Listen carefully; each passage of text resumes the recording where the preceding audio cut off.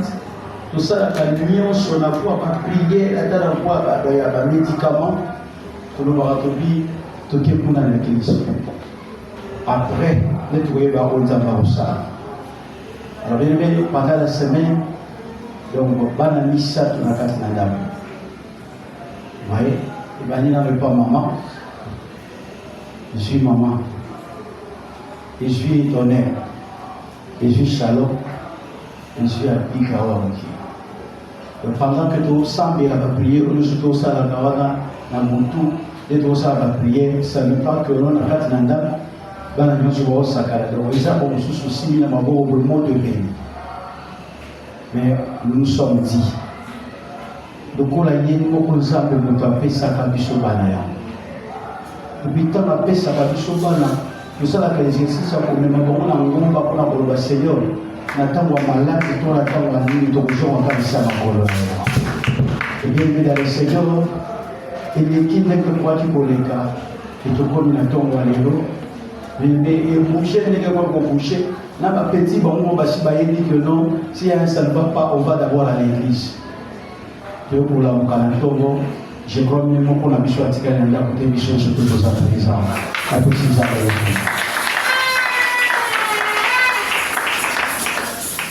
Alléluia. Tout ce soit est béni vraiment. Il y a prédication.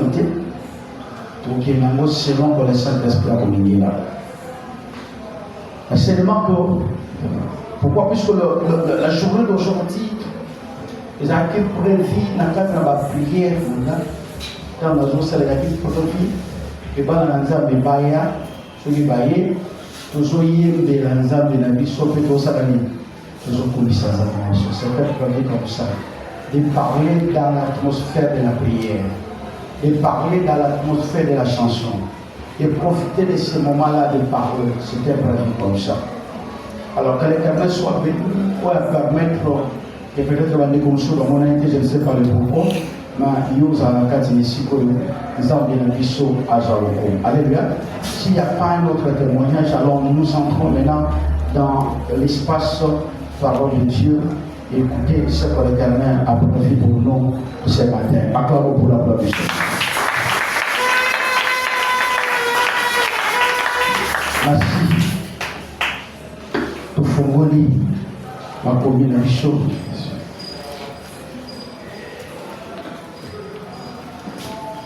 Nous sommes dans les livres d'Exode.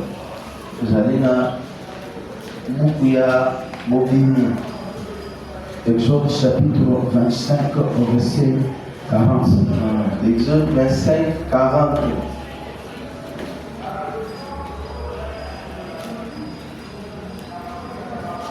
Il y a quelque chose que Dieu a prévu ce matin pour nous.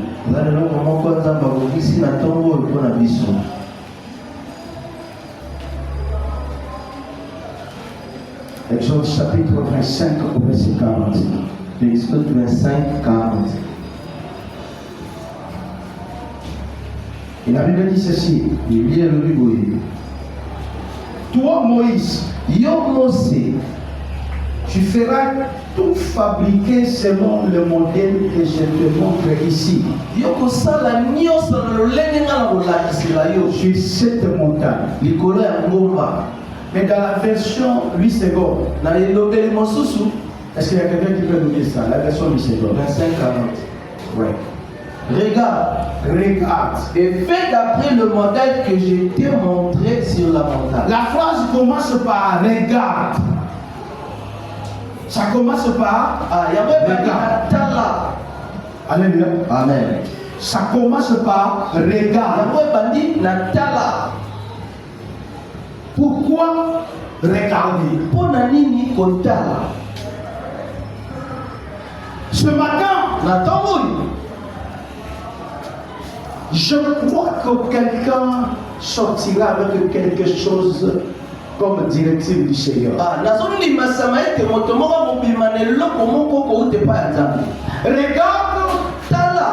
va dans la vie de l'homme. Dieu nous a donné les yeux pour regarder et voir. Dans la faculté des yeux, c'est quelqu'un qui regarde et qui voit, il retient toujours une information. Est-ce que nous sommes là? Amen. Est-ce que pas Amen? C'est-à-dire dans la manière où l'Éternel nous a créés, les yeux qu'il nous a donnés, ça fait partie d'une porte aussi. Les yeux sont une porte. Par les yeux, tu peux faire rentrer les démons. Par les yeux, tu peux faire rentrer aussi la gloire de Dieu. Est-ce que nous sommes là? Amen. Regarde, c'est la phrase de Dieu à Moïse. Mais pourquoi il dira à Moïse regarde? Nous le savons très bien que Moïse, avec le peuple d'Israël, il venait tout droit d'Égypte. Où je venais de dire que quand on regarde et on voit, on retient quelque chose. Il y a une information qui entre à nous. C'est-à-dire quelqu'un qui regarde ne reste pas sans une information. D'ailleurs, pour être un vrai témoin, il faudrait que tu voies. Est-ce que nous sommes là? Amen. L'Éternel nous a appelé à la dimension d'être comme le Seigneur de la création. Il dit voici le monde. Va dominer le monde. L'homme ne pouvait pas dominer le monde dans l'aveuglette. Il doit regarder. Recueillir la manière où l'Éternel a fabriqué le monde. Alléluia. Amen. L'homme doit regarder le monde et comprendre la manière où Dieu avait créé le monde. Puisqu'en regardant, on saura définir la grandeur de Dieu. Puisque quand j'ai regardé, j'ai vu que c'est quelque chose de grand. Que quelqu'un qui pouvait le faire, il devait être aussi grand. Est-ce que nous sommes là? Amen. Moïse regarde. Ce matin, aussi Dieu te dit, regarde. Pourquoi? Puisque je viens d'Égypte, là où je viens, je regardais. J'ai vu des pyramides. J'ai vu des pharaons. J'ai vu la loi égyptienne. Et quand je sors de l'Égypte, je sors avec une conception. Je sors avec une image dans la tête. Je sors avec une information dans la tête. Et je vais avec. Mais là, c'est Dieu qui vient. Si mon fils, regarde. Une façon de faire tourner les regards de Moïse dans les images qu'il a d'Égypte. Parmi nous, il y a des sœurs ce matin que Dieu s'y dit, ma fille, regarde. Pourquoi? Tu viens d'une famille. Cette famille a aussi une influence quelconque. De par l'éducation ou de par la spiritualité. Et quand on sort de la famille, il y a toujours une image de la famille qui reste. La manière où on m'a éduqué, la manière où la spiritualité difficulté de ma famille m'a influencé. Et quand je veux, c'est le Dieu que je raconte. Travailler avec Dieu, il ne peut pas te laisser travailler avec les illusions dans la tête. Avec les images dans la tête. Alléluia. Amen. Les images dans la tête. C'est-à-dire en quoi?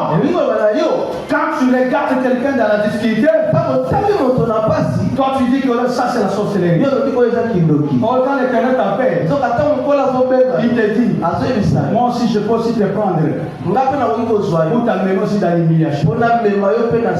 C'est-à-dire quand Dieu nous appelle, il travaille notre entendement. La manière que nous comprenons les choses. Il vient travailler sur ça. Est-ce que nous sommes là? Amen. Il vient travailler sur ça. Prophète pour captiver c'est par rapport à quoi? Quand on a mal compris la parole de Dieu, n'est-ce pas? Amen. Bon, on a toutes les questions de l'église, nous sommes surtout dans la Bible. Ndenge toyebeli saint-saint nani alakisa biso elembo ya saint-saint ya kosala nani alakisa biso Jésus. Bon ye Jésus azalaki nani? Voilà. Mais nzambe na kati na bato, n'est-ce pas? Atamboli na likolo ya mai badisciple bake mpe atamboli mpe likolo ya mai. Na écoutez, mais mpona kosala saint-saint akwai poko yebisa bango moto na moto avanda na esika na ye epi osala kaka mwa niveau na kobondela na mosika tosala nini. Mais il a dit chercher une place que nous avons célébré là. Bon, mais là je pose la question. Est-ce que bakosalela o célébration ya Saint-Saint nga pasteur naza awa yo sana fille ici et puis na salle de célébration Saint-Saint?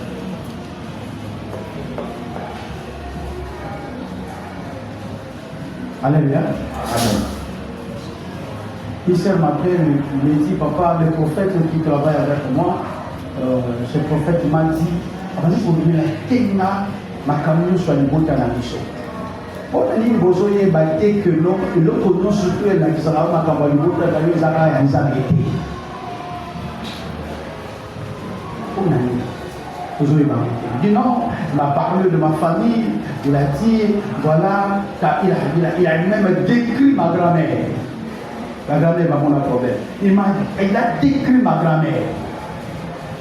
Et là, il me dit que comme tu as mal ici au ventre, moi, je veux prier pour toi de loin.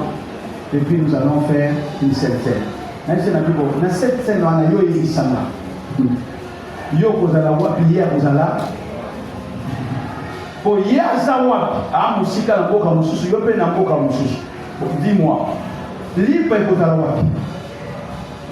Et puis, vu nos pères, les alors.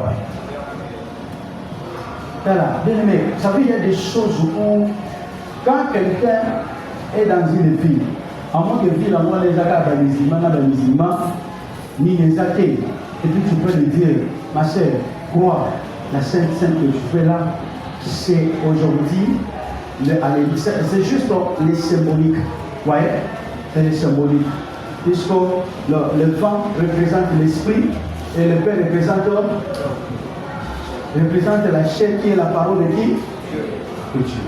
Donc, de moi, je peux t'amener à arriver à faire confiance à la parole de Dieu, au Saint-Esprit et voir le miracle. Mais écoutez, moi, le sacrificateur, je suis censé, na simili pawana, na bondeli. Na simili ne peut pas s'aligner. Mais qui est comme la génération Android, Saint-Saint, comme même la 4 ligne, il y a Android.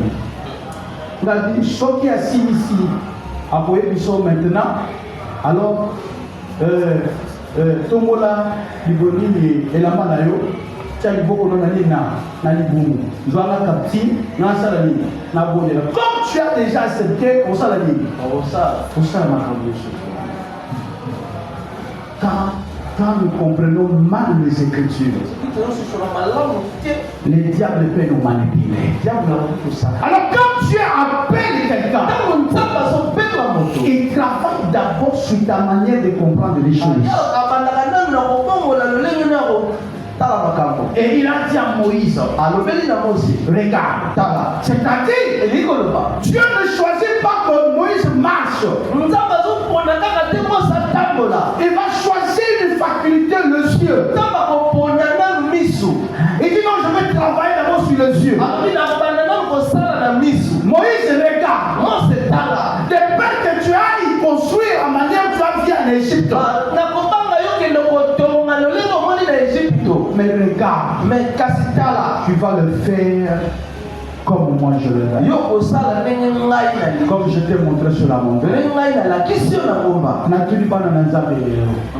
Nani nakati na biso akoma kotala vie na ye ndenge nzambe alakise na ngomba.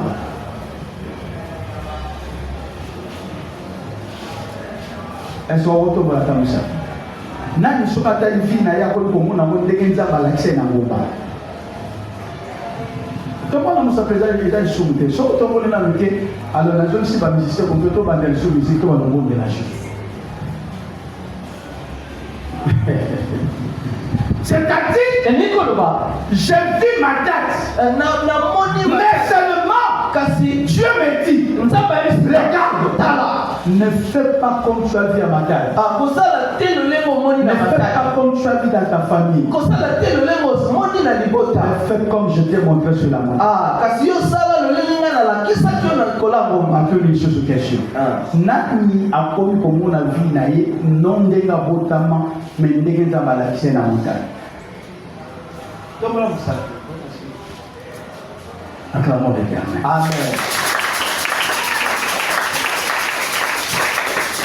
C'est ça notre combat.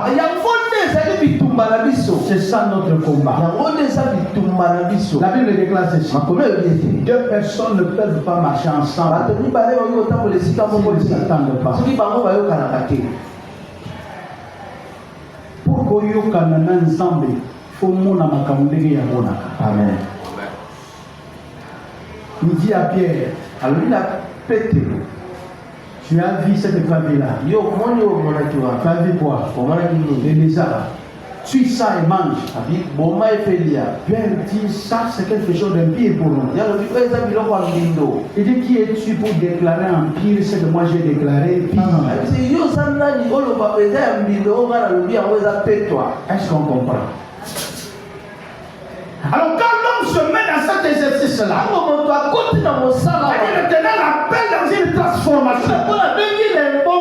Les grands problèmes pour nous, ce n'est pas qu'il y a toujours des difficultés, mais la manière où tu vois l'Éternel dans ces difficultés-là.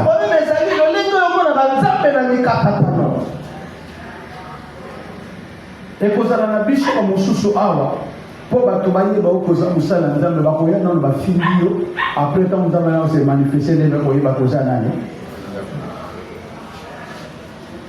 isa mutu mususu ba koya ba koselo makam mais ba otela ka réaction na kata réaction ba comprendre que non si pour yo qui nous azana ngwela tika nzamba zeka ba isa ya ni bisa biso.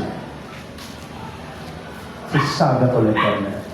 Regarde, alors ce matin, en fait, sur cette phrase, regarde, la phrase, l'Éternel veut nous dire quelque chose. Il y a des appels que nous voulons faire sortir là. Des appels. Le premier appel, j'aimerais que nous puissions lire le livre de 1 Corinthiens chapitre 11 à partir du verset 14. 1 Corinthiens 11 verset 14. 1 Corinthiens 11, 14.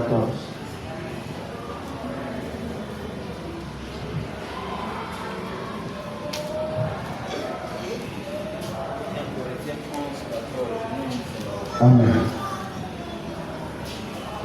La nature elle-même ne vous enseigne-t-elle pas que c'est une honte pour l'homme de porter de longs cheveux?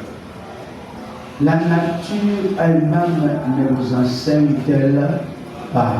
Est-ce que nous sommes là? C'est-à-dire quoi? L'homme moto était dans sa trajectoire de vie, dans son parcours. Il est en train de marcher de sa manière, de faire à sa manière. Tout d'un coup, Dieu vient. Il lui dit, viens, Yaka. La manière où tu es en train de marcher. La manière où tu es en train de marcher. Il dit, mais comment, quand tu regardes la nature, cette nature ne vous enseigne pas. C'est-à-dire, le premier appel, Dieu appelle l'homme à observer la nature. C'est-à-dire, il a constaté que l'homme a perdu le rythme. Si vous êtes là à l'église, c'est que Dieu vous a appelé. Et Dieu a constaté quelque chose. Que vous avez perdu le rythme. Et il vous appelle. Il dit, viens, observe la nature. Pourquoi? Tu as déjà perdu les lampes. Mais je t'appelle à observer la nature. Alléluia. Amen. Maintenant, dans l'observation de la nature, est-ce que l'homme, quand on regarde tout ça comme ça, attendez, je fais un exercice. Moi, je suis l'homme. On a appelé pour observer la nature. Je marche. Je marche. Je vais à l'observation de la nature. Qu'est-ce que vous avez remarqué? Osuki n'est pas. C'est-à-dire que la nature elle-même nous impose aussi des limites. Est-ce que ça pour nous dire? Est-ce que quelqu'un comprend? Amen. C'est-à-dire, quand Dieu nous appelle à observer la nature, pour interpeller l'homme, et ta vie n'est pas sans limite. Ta vie a des limites. Voilà un exemple qu'on a évoqué. Est-il permis à un homme de porter de longs cheveux? Pour dire que tu ne peux pas aller au-delà. Tu dois être dans tes limites. C'est le somme. Amen. Qu'est-ce qui signifie une limite pour nous? Vous savez, quand on parle de limites, nous avons toujours tendance à voir là où le diable me fait arrêter. Là où le diable m'impose quelque chose. Mais la limite, ça signifie. La limite signifie l'identité. Identité. Vous comprenez? Ça signifie l'identité. Ok. C'est-à-dire quoi?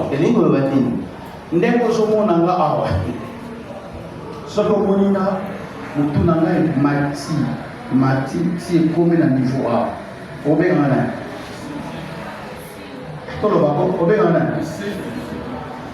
Ok. Bon, pour bien on a passé un livre, il faut m'en donner. C'est-à-dire la limite explique aussi l'identité. Est-ce que nous sommes là? Amen. Alléluia. Amen. Pour ton lobaka, tu communes en Angola, fais observer nous. Limite, il y a RDC et puis tout ça limite. Est-ce que nous sommes là? Amen. C'est-à-dire, cela veut dire qu'il y a moins de limites, explique l'identité. Il y a moins de limites. Bisiko yo soukeni. Les bisiko baye barakeza yo. Toye bakako ezali yo na monene oza babeshio. Na moki oza babeshio. Na mokuso oza babeshio. Na molayo oza basali ni apesio. Est-ce que nous sommes là? Amen. C'est-à-dire que tu ne peux pas aller déclarer, aller au-delà de toi. Tu ne peux pas. Au-delà de toi, tu deviens monstre.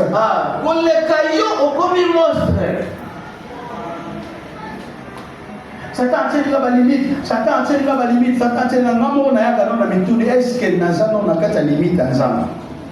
C'est ça. Pour Satan, pour tirer la limite, c'est-à-dire qu'il faut réduire l'exercice dans le lingue. Vous voyez? Les bilans ont sous limite, nous sommes là, Satan tient le temps et la tient le temps. Ce n'est pas le diable qui avait imposé des limites au cheval qui portait le prophète. Vous voyez? C'est-à-dire que le cheval dans le prophète, exactement. Nous avons Satan nous a imposé la limite. C'était qui? Nous avons déjà dit la limite. La limite fait partie de notre vie. Vous voyez? Ça fait partie de notre vie. Dans mon exemple, il a pêché 100 000 $. Vous voyez? Le bipa a pêché 10 000 francs congolais. Vous voyez? Ça fait partie comme ça. Puisqu'à l'objet, si on a pêché 100 000 $, l'autre a pêché 100 000, l'autre a pêché 100 000, l'autre a pêché 100 000. Après, chaque jour, on a pêché 100 000. Si on a pêché 100 000 pendant un mois. Bien aimé, beaucoup surtout cas, 100 000 ans, bateau baolé là, mais vous voyez, bateau qui est 300 000. Beaucoup de gens morts déjà. Je me rappelle, il y a un petit, il y a une vie, petit à jour, on a changé la monnaie. Abondé na bondé tia jour mon fond, abandon ko kene na lufu. Tara jour mon fond, petit à qui on tumba ba moto na ligne wana. O ida na photo. Batam sa na autoroute. Ya ki asonia. Ba sali club na bango ya ba motocycliste. Awa. Donc chaque samedi, place ndengo yozo ne passer là bas pour ya église, ya kuna zo ko misa moi teni na bango sali. Kwa kende na nzela so ba tomoke na nzela yo mo tso za na nzela o bandi no mbongo na matito bino o ba nebe ba so to banani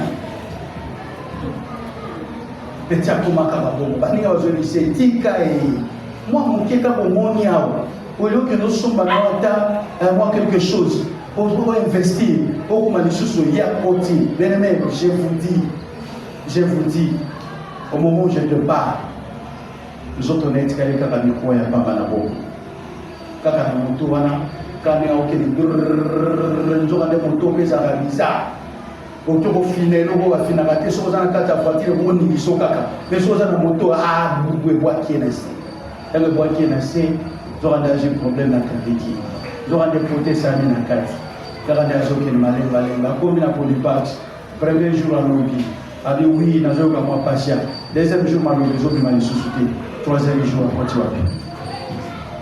À fleur d'âge, tu dois côté ça m'a dit. Pourquoi? Puisqu'il y avait des limites pour aller observer. Dans la vie, il faut toujours des limites. Est-ce que nous sommes là? Amen. Vous savez, mon tour sur toi, il y a qui vient. Et ça, mon tour, il y a bosso, il y a place limite, na yesa.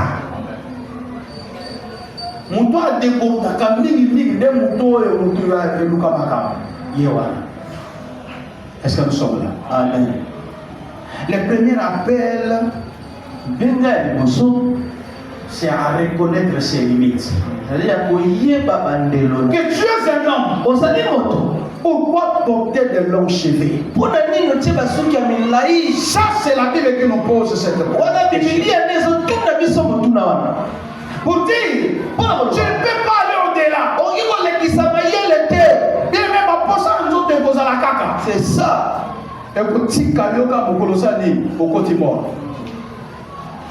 Mais ce qui est en fait, il y a des choix qui sont puisque à ta poste en tout les qui ont négligé jamais pour traverser le bureau qui m'ont en tout cas, nous avons papa, nous avons des choses. Nous avons des choses pour ça de déléguer. Il y a un cas où il y a un zéro de bande. Ça.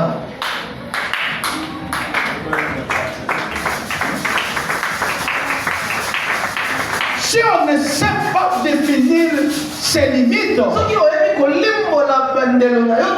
tu diras, c'est le diable. Le diable reviendra si tu dis. Toi aussi, tu n'avais pas observé le principe de Dieu. Tout ça qui est monté. Tout ça qui est monté. Bien aimé dans le Seigneur, na lungwa Kinshasa pona ya matin. Tant na komi na matin dia. Mutu moko tatka ko yeba ke longa na sa pasteur. Mutu moko tatka ko yeba ke.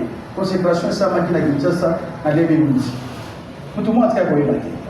Voir même l'église on a quelqu'un qui on a pas de fréquenter non avant tout bana musala na tkala ko la pasteur na même carte missionnaire.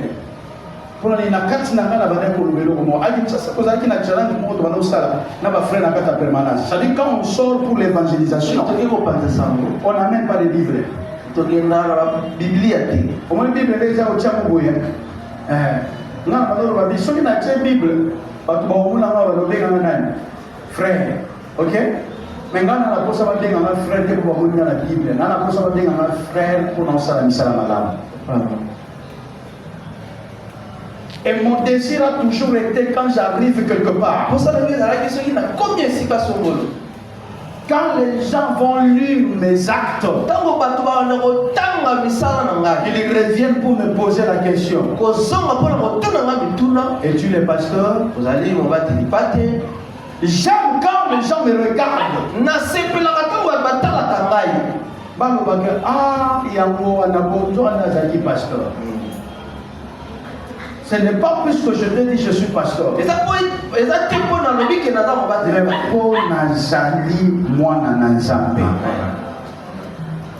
Mais écoutez, vous savez que l'Europe se prépare déjà. Mais l'Europe se prépare déjà pour accueillir le diable. Est-ce qu'on le sait? Oui. Il y a quelqu'un qui m'a appelé dans le niveau musical, le papa. Nairobi abi mobali nanga balongoli musala po asala ke rere na kati na musala kwa te ko côté ya muninga na ekombo ya Yesu Kristo muninga na tumboki ya pese rapport basali bini balongoli musala mais biso suko to ke mena na ba biro na ba DG to te ya ba mais kuna ateli kaka do abaluki mubazi kwa moni di edi ni non musala ote na activer téléphone il est bon tibela Yesu il est ici là avec un chef de Orange tala pe ba ote ya ngani ba balokole musala na France on préparait déjà que Noël les gars souté pas que les gars souté de l'activité dans ce chrétien masani en fait là on a un coup de la là na isi ne ko na bi ah oui que biso moi persécution go et go zo monta mais bino kala mingi te je vois au bisoa hôtel ceux qui battent au piscine au somba que pour la nombre des gens nous va battre bango identité numérique c'est-à-dire ceux battent au piscine ceux qui piscine ezali va contrôler le salle ceux qui ezali va longolo musala et puis on sala le côté puis on somba te c'est-à-dire bon makamba pour aller ça y nini alobaki ya moi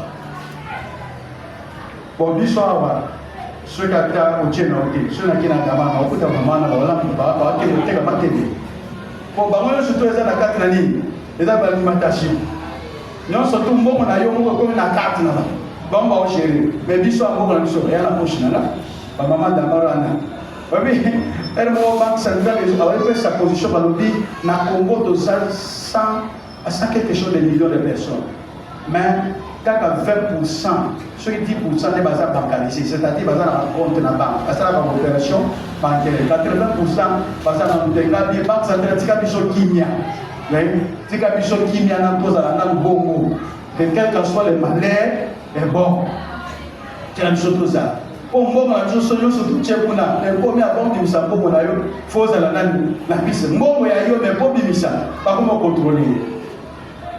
Mais de quoi dans l'Europe, on dit bon, premier exemple, pas examiner une fois, ce pas examiner une fois la table en boîte aux autres. Donc c'est la vie. Si on ne sait pas observer nos limites, ce qui te y est mis qu'on t'a la bande de la vie, c'est mon bébé Zoya. Et aussi ça nous sommes là. Est-ce que nous sommes là? Amen. c'est ça, nous sommes allés. Les gens qui ont été pour toi. Pour pas ma terre, pour pas ma langue. Qui est négatif, donc on est là aussi. Bible le 8 ans, qui Pierre va devoir nous salir. Yo beaucoup mal la Pierre, puis saute au salir. Donc on est là. Pour pas ma terre. Alors, le deuxième appel. Il dit que c'est savoir regarder autrement. Le premier appel, c'est observer ses limites. Le deuxième appel, c'est regarder autrement. Le livre de Proverbes, chapitre 6, 4 à 6. Proverbe 4 à 6. Non, Proverbe 6, 4 à 6. Proverbe 6, 4 à 6.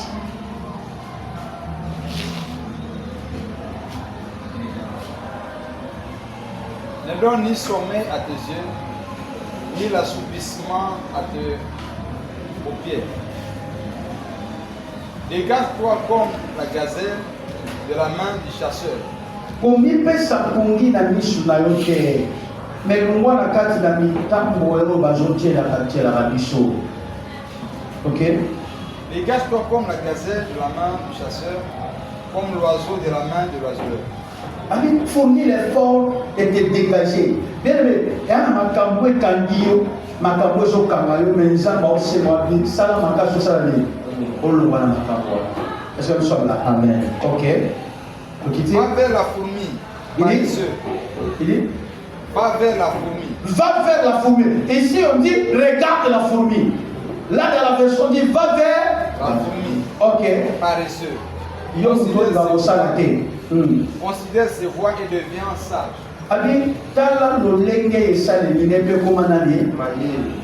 On a parlé du premier appel. Que l'Éternel sait quelqu'un à la main. Il dit viens observer la nature. La nature vous impose des limites. Et vous devez aussi observer des limites dans votre vie. Ça, c'est le premier appel. Le deuxième appel, il dit viens, regarde la fourmi. Regarde la fourmi. Fourmi, on a regardé la nuit. Fourmi, on a regardé la nuit. Et bon, tu ngai fura na yozwa mama ngala mbogo ne kwa tena yase fourmi la ika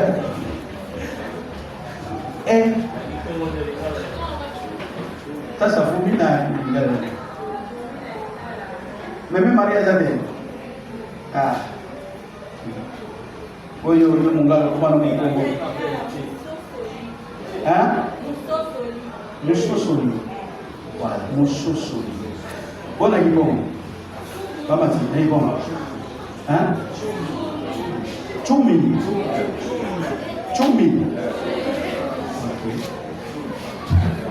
Nous sommes na chumi. OK. On te dit ce matin, va vers Moussosoli. Va vers Chumi. Yo mutozo talaga makamuka ndengana musana ko talaga makamususu kende pa mucho mususu kende kuna. C'est-à-dire, Dieu nous regarde. Il dit ceci. Tu passes toute ta vie à regarder que les autres, à regarder qu'il a déjà gagné. Voilà, il a fait le voyage. Voilà, je l'ai vu faire ça. Mais ce matin, on te dit, va faire la fourmi. C'est ça. Allez, va vers la fourmi, tu vas acquérir quelque chose. La sagesse.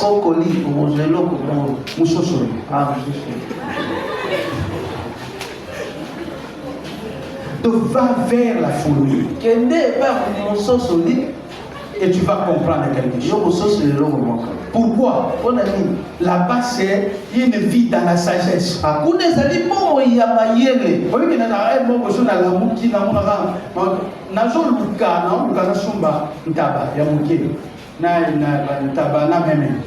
Pour la ligne, il y en a souvent. Parce que elle, on a rapport ça sur la taliban, tout le monde, on a un finger, on a un la bouée, on a un ça, si tout ce qu'on dit, quand on peut pas ban à wewa, yo pour moi déjà tout comme dans l'enfer. De ce qu'on dit, Nanzela, yo mo retourne au lobby, enlèvement, c'est ça, m'a dit, autotical déjà en faire.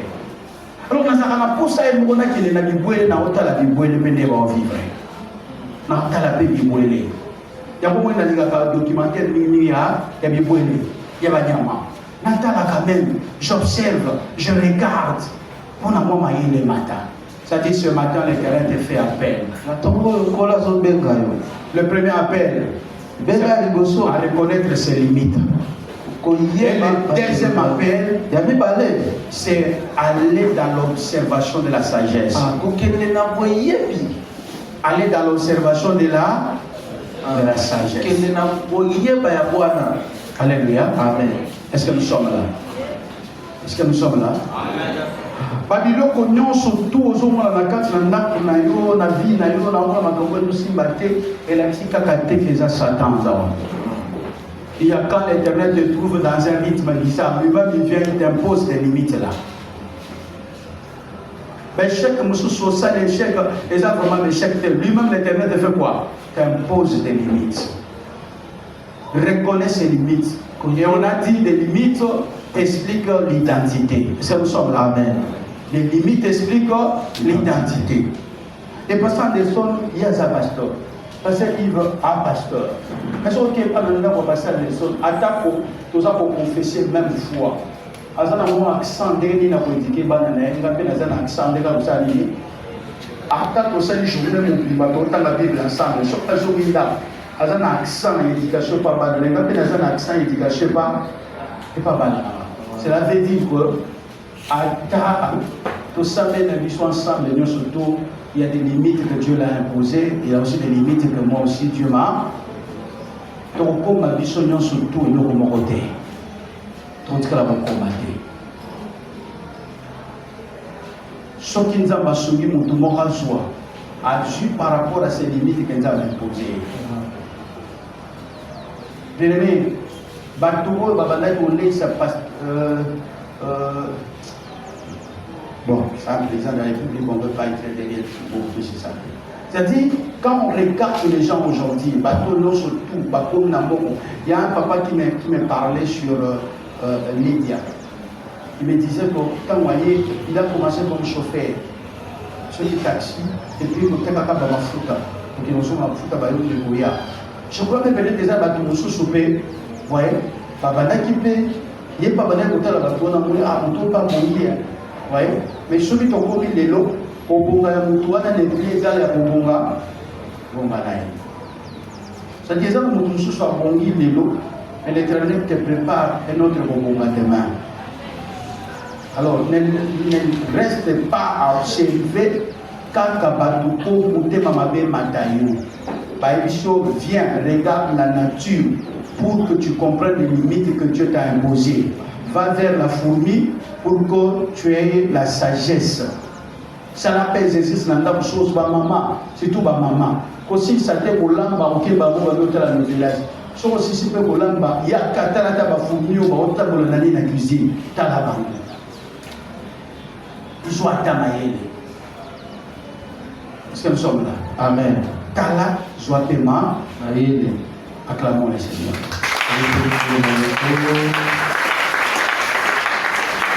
Oyatina mokili, osala kama vete omawa, oyakina mokili.